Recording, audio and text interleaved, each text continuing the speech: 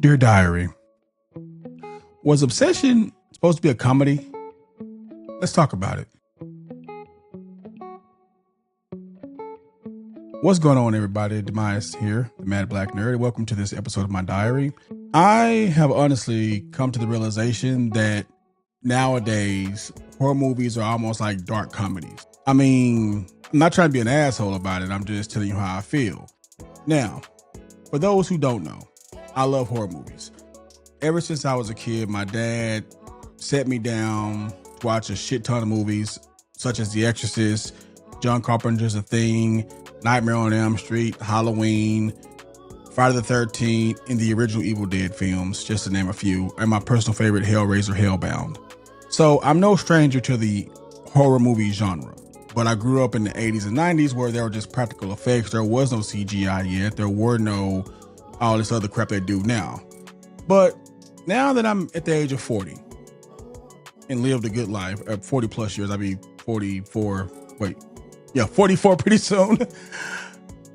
I've come to realize that horror movies are not what they used to be, especially with movies like Obsession. So I wasn't going into the theater with Obsession thinking, okay, this is going to be your usual slasher movie, drugs, premarital sex, stab kind of a movie. No, I knew what it was walking into it. I knew that it was a boy who liked a girl and he wants her to be with him. He makes some kind of wish and the wish goes sideways, right? So that's fine and dandy.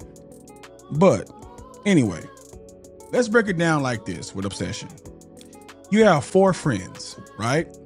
You have Bear the idiot. You have Ian the asshole.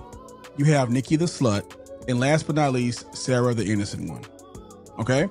So let's go ahead and start off with Ian. Ian, as far as I'm concerned, was the worst friend ever. I'm gonna tell you why.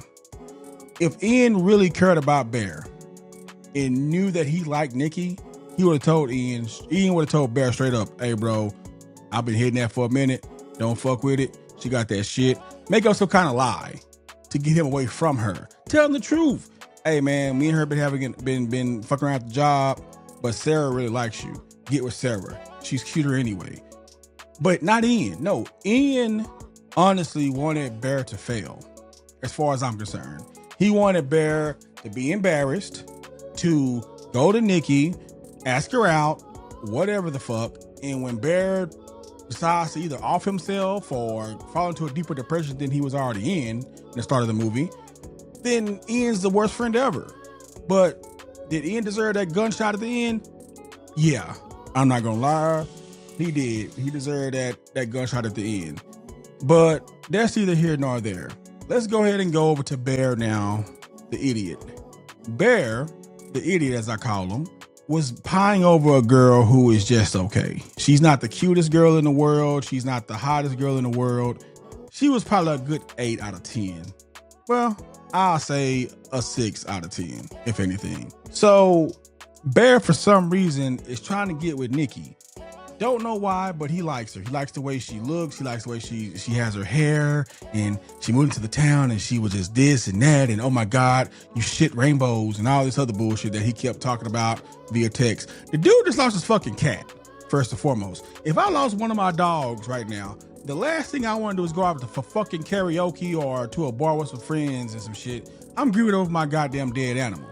But no, Bear wanted to be a people pleaser to Nikki and decided to go out with them. Then he finds out, okay, she's into the crystals and, the magic shit and all the witchy shit. Okay, cool, that's fine and dandy. He goes to a magic shop. He buys a wishing whistle. Now, unlike Ian or me, myself, he didn't ask for money. No. He wanted it because maybe with this wishing whistle, Nikki will be with me. Okay, whatever, Bear. Go on a date. They go out with their friends. They have some drinks, la, la, la, la. They go out, they go home. She asks him, Bear, do you like me? And what does he do? He shuts the fuck down. Now, Bear does suffer from mental depression. There is no ifs, ands, buts about it. He suffers from mental depression. He suffers from some other issues that was not talked about in the movie. And of course, he has a problem with being rejected. So in his state of mind, when Nikki walked away, like, fuck it. Oh, I love you, best bear of my life. Click. Here he goes. Oh, here comes Nikki. She's back. and everything goes to shit. Barry is now a hostage in his own situation that he brought upon himself. Like that shit at the restaurant. The moment that she started that no, don't do that, and all that shit, a man with common sense would have left her ass at the restaurant, walk your ass home. But not Bear. No, Bear sat there and took that shit like an idiot. When she came to his house that night, and you saw her eyes were looking kind of freaky as fuck, no pun intended, what did Bear do? Come on in, Nikki. All these little signs Bear missed. The what the fuck when she would see her reflection in a mirror, or when she would snap out of her little trance or whatever. Here's Bear. At this moment, Bear is looking at this like, I'm gonna get some pussy. I'm sorry, that's how I felt. At this moment, Bear is trying to get laid by Nikki. Because anybody with logical fucking sense would have left her alone that first night at that restaurant, or the night it is Courtney broke the whistle and she kept snapping in and out of shit. But no, moving right along. Now, Sarah, she's the one I felt bad for in the movie the whole time. Sarah was an innocent bystander. She shouldn't have died. But unfortunately, she really liked Bear. She wanted to tell him about her feelings. So she got beat the shit out of by a brick and a steering wheel, which I thought was the most funniest shit I've ever seen on a horror movie. Because that brick, that dummy that she was using against that brick, that shit looked fake. That looked like a goddamn blow up doll. But anyway, that's neither here nor there. Sarah wanted Barry to see her for what she was. And she wanted him to see Nikki for what she was, which was a whore. Unfortunately, it cost her life. Moving on to the final topic, and what I'm ready to get down on is Nikki. Freaky Nikki. Here's the thing. If you are called Freaky Nikki in high school, that means you done some freaky ass shit in high school that you should have not been doing in high school. You could have got gangbanged by the varsity football team. I'm sure. I don't know.